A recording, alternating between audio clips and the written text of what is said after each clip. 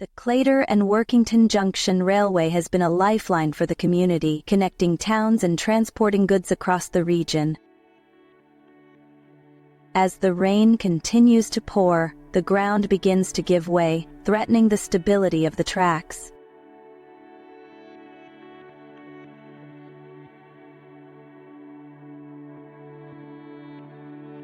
Suddenly, the ground beneath the tracks can no longer hold, leading to a catastrophic derailment.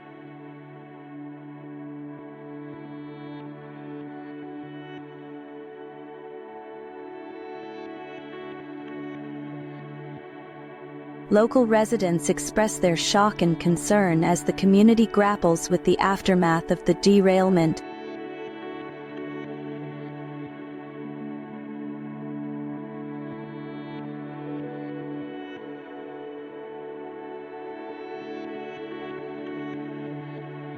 This incident highlights the fragility of our infrastructure and the urgent need to address the impacts of climate change.